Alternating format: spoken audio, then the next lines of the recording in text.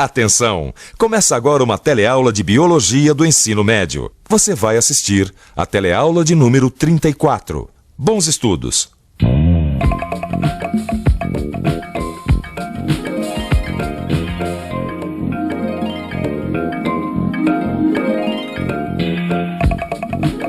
Mãe, vem ver! Vem ver como nasceu um monte de filhotes. É mesmo, e eles são tão bonitinhos, né? Mãe, por que nasceram vários filhotes de uma vez só? É assim mesmo, Dudu. Quando um peixinho como esse tem filhotes, nascem vários peixinhos. Gozado, mãe. Eu vi na televisão falando que o golfinho tem um filhote de cada vez. E tá certo, Dudu. As ostras, por exemplo, são como esse seu peixinho. Quando tem filhotes, são vários de cada vez. Já o golfinho é um mamífero. Tem um filhinho. A Hortência tem razão. Os golfinhos geralmente têm um filhote de cada vez. Mas existem várias espécies que têm muitos filhotes na mesma ninhada. Por que será que isso acontece?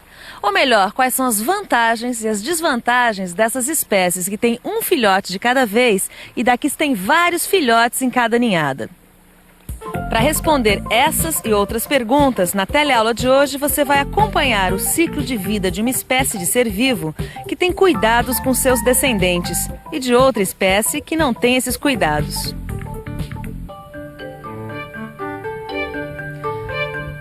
Na natureza existe uma grande variedade de espécies. Umas produzem um grande número de filhotes, por cada vez milhares de filhotes. Outras produzem menos, outras ainda produzem apenas um filhote em cada período reprodutivo. Para você entender direitinho quais são as vantagens e as desvantagens dessas situações, é que nós vamos estudar a reprodução de duas espécies bem diferentes, os golfinhos e as ostras. Talvez você já tenha visto uma ostra. Olha só, elas vivem em conchas como esta aqui. E essas conchas se fixam nas raízes dos mangues ou nas rochas nas regiões costeiras. Mas como será que se reproduzem as ostras?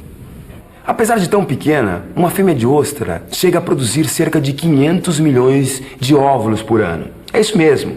E sabe o que acontece com todos esses gametas? Na época da reprodução, as fêmeas liberam seus óvulos na água e os machos liberam seus espermatozoides, também na água. Esses óvulos e espermatozoides, por sua vez, se encontram e depois de fecundados, ficam flutuando, fazendo parte do plâncton. Com o tempo, eles se transformam em larvas e se desenvolvem, fixando-se numa rocha, prontos para chegar à idade madura. De onde já dá para tirar duas conclusões. A primeira é que a ostra tem fecundação externa, que, como você já viu em outra teleaula, é um tipo de fecundação que acontece no ambiente aquático, e nesse caso no mar. E a segunda conclusão é que os filhotes não recebem qualquer cuidado dos pais, já que eles ficam sozinhos, flutuando na água, ao sabor da maré. Em regiões como essas, que os ovos das ostras ficam flutuando na água, em áreas bem abertas e sem proteção. Por isso que boa parte dos ovos fica sujeita ao ataque de predadores e muitos outros fatores que acabam os levando à morte. Inclusive, nem todos chegam a eclodir e se desenvolver em adultos. Mas mãe, será que todos esses peixinhos vão sobreviver? Eu acho que não, Dudu. Pelo que eu sei, muitos acabam se perdendo e não se desenvolvem. Bom, agora chega de brincar com os peixinhos, tá na hora do banho. Ah, tá bom. A Hortência tem razão. Todos esses seres vivos que têm uma fecundação externa, como esses peixinhos aqui, perdem um grande número de ovos e de filhotes. Ainda mais por viverem no mar, não existe nem a proteção desse aquário. O resultado disso é uma alta taxa de mortalidade juvenil. Mas isso tudo é compensado pela quantidade de ovos produzidos. Para você ter uma ideia, 99% desses ovos e larvas das ostras morrem, sendo que 1% só consegue chegar à fase adulta. Pois assim como os ovinhos, as larvas também podem ser levadas pelas correntes marítimas para regiões poluídas que impedem a eclosão de ovos e o desenvolvimento das larvas. Além disso, muitos são predados ou não encontram local para sua fixação.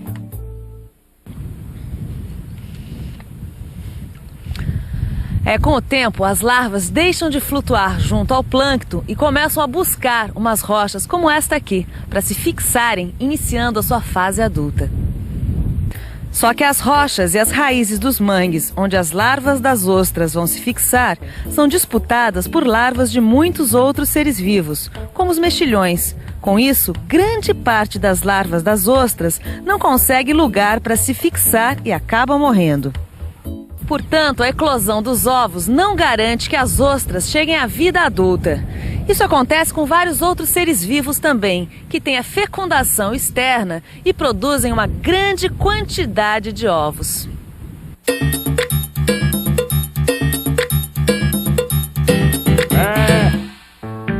Sabia que animais como o siri, a cavalinha, o bacalhau e outros que vivem no mar liberam enormes quantidades de gametas?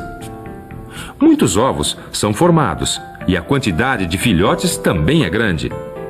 Entretanto, a maioria deles morre antes de chegar à fase adulta. Produzindo um grande número de filhotes, essas espécies garantem sua manutenção. Olha, mãe, um golfinho igual eu vi na televisão e ainda tem um filhote, ó. Olha mesmo. E aqui conta como nascem os filhotes. Mas como é que é? Olha aqui.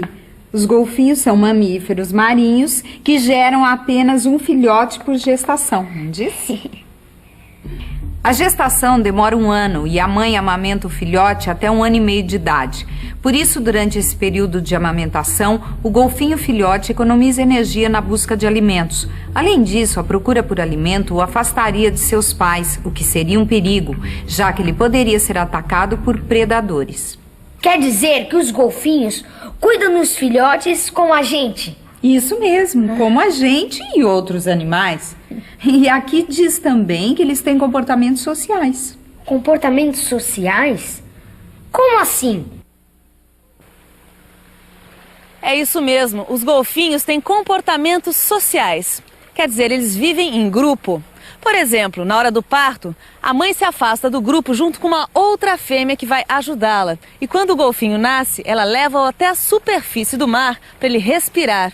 Este é um tipo de comportamento social, chamado comportamento parental, que traz uma enorme série de vantagens. Esse comportamento se refere aos cuidados dos pais com os filhotes. São muitas as vantagens para as espécies que produzem um único filho e têm um cuidado especial com seus descendentes. Como cada fêmea gera um só filhote, os pais podem cuidar dele até a fase adulta, garantindo a sua sobrevivência. Como os outros seres vivos marinhos, os filhotes de golfinho também estão sujeitos à ação de predadores, no caso, de tubarões. Só que como o pai golfinho está sempre cuidando do filhote ao seu lado, se ocorrer um ataque de tubarões, o pai pode defender o seu filhote. Afinal, ele é mais forte e experiente do que o filhote recém-nascido. De onde fica fácil concluir que, caso não existisse o cuidado parental, a população de golfinhos seria bem menor. Mas o comportamento social dos golfinhos vai muito além do que você acabou de ver.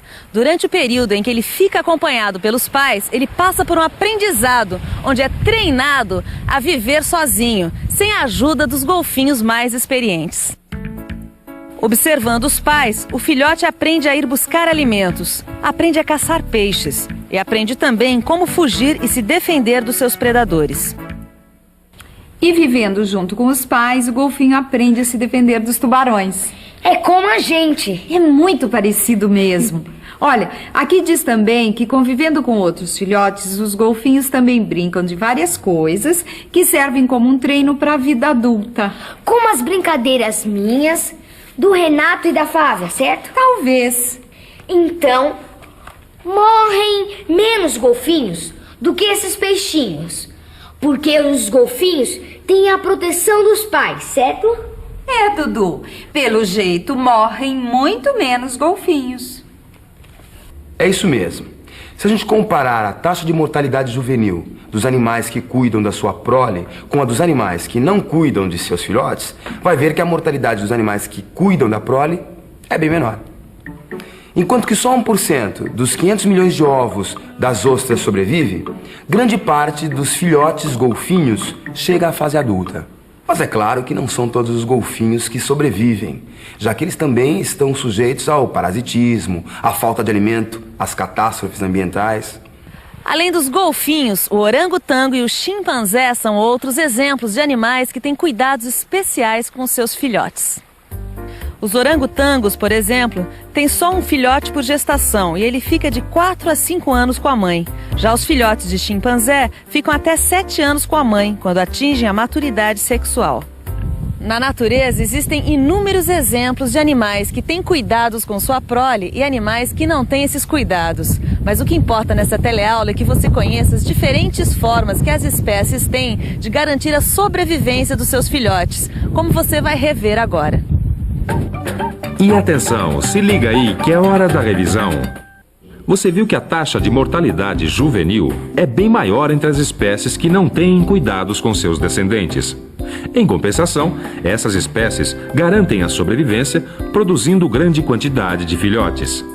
E viu que os filhotes dos animais que cuidam de seus descendentes são presas difíceis de capturar e têm uma chance de sobrevivência muito maior. Essas espécies geram um pequeno número de descendentes. É isso aí, agora é com você. No seu livro de estudos, você vai encontrar vários exercícios que vão te ajudar a entender quais são as vantagens e as desvantagens de uma espécie como a ostra e de uma espécie como o golfinho. Até a próxima!